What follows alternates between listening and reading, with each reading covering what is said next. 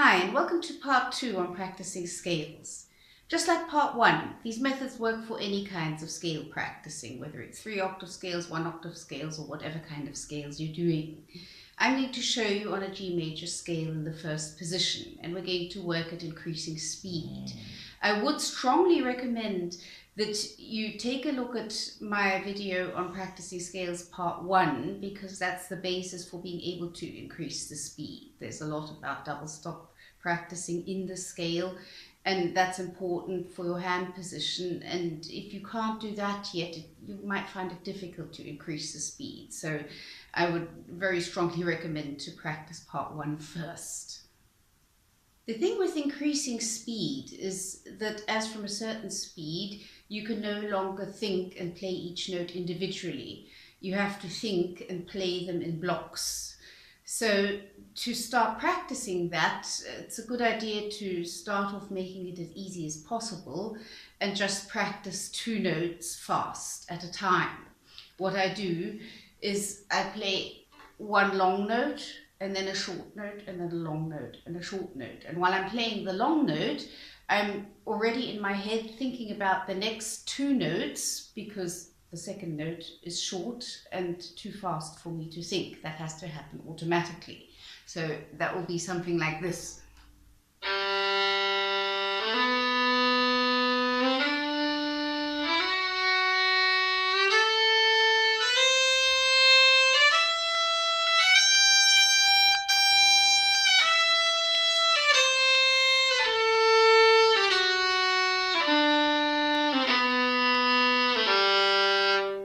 So the point of this is that you have the long note, and while you're playing that, you're in your head already playing the A and the B natural, so that then when you actually play the A, which is very, very short, try to do it as short as possible, you're landing on the B natural, so you're basically playing those 2 in a block.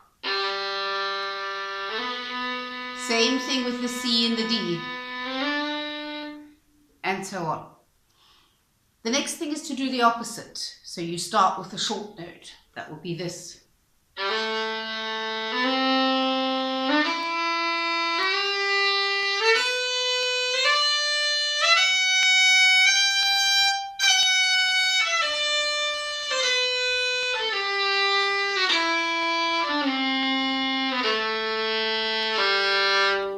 Same principle. Start with a short note, and before you start, think about where you're going. You're going to the A.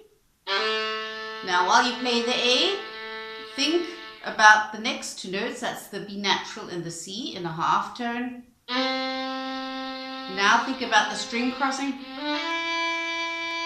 It's a good idea, hopefully you've practiced your string crossings and double stops, because then you can almost put them down at the same time. That's particularly important when you're going down, because you have to prepare. If you go,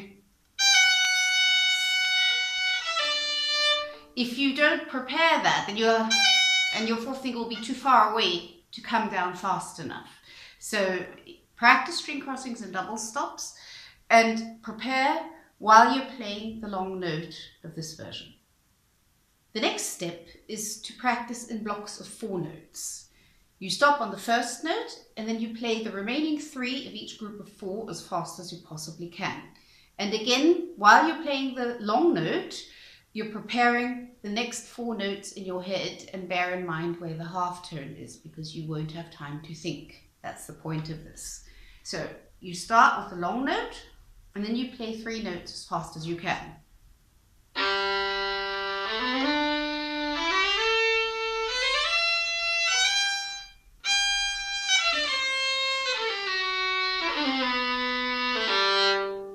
So what you're doing, it's the same principle as before. You're playing the long note, and you think about the next 4 notes, because they're too fast to think. That will be,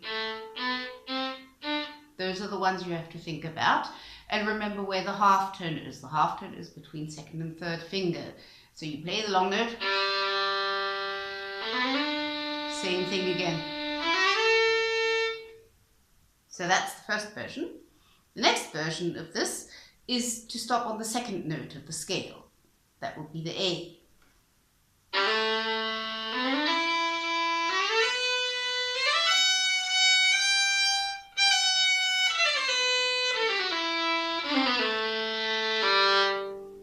Then you stop on the third note of the scale.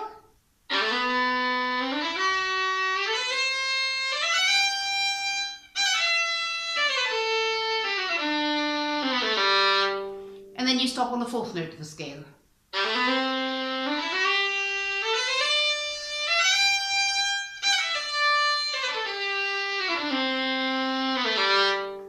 That way you've basically practiced the whole scale fast already, just not all at once. The most important thing about this way of practicing is to really take time on the long note. If it costs you too much bow, just stop the bow. You can also go, then you've got all the time in the world to think about the next notes that you're going to play. Play them in your head, remember where the half tone is, and then you can stop the bow again. It sounds a little bit strange, but it's just as effective as if you're actually continuing with the bow. When you've practiced all that, it's actually quite easy to play the scale, slurring 8 at a moderate speed. There it will be important to make sure that you have very smooth string crossings. So the next step would be to slur 8.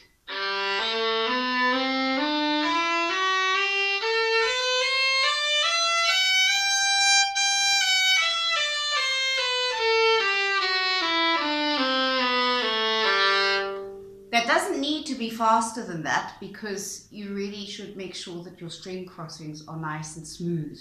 A good way to practice that is to practice the string crossings and double stops once again. That would be...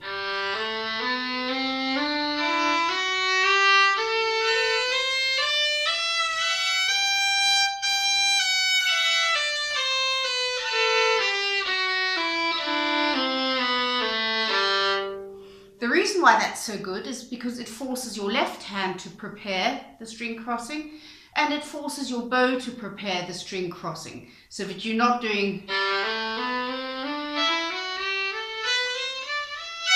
You get a jerk. And if you get to playing scales really fast, that jerk will just take too much time. Same with the left hand. If you're not prepared, your left hand will be late, and you'll get either you get a jerk or you just won't get the scale fast enough. So practice slurring 8 with the string crossings in double stops. And the next step would be to slur 2 octaves going up and then 2 octaves going down. That will be slightly faster. That will be...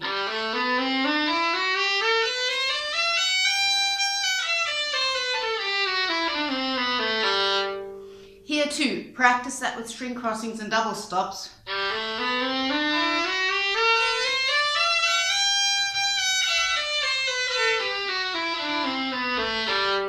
Same reason. Now, for those of you who want to get your scale really fast, a helpful method of practicing that is to add notes one by one. That's very easy at first and then gets much more difficult. You just start with the first 2 notes and play them as fast as you can. Then you add the next note.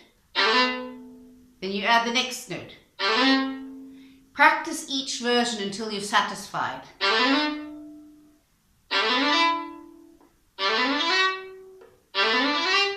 And you keep on adding notes until you get to the top. And then do that backwards as well.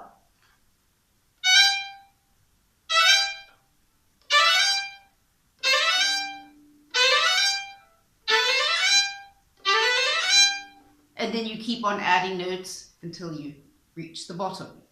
And then you do the same thing with the scale going downwards. That's likely to happen on an up bow, so practice it on an up bow.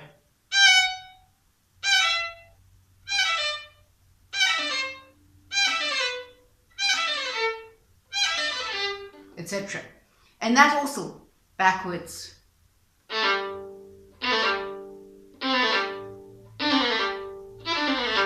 Etc. That will definitely speed up your scale. Hope you enjoy this.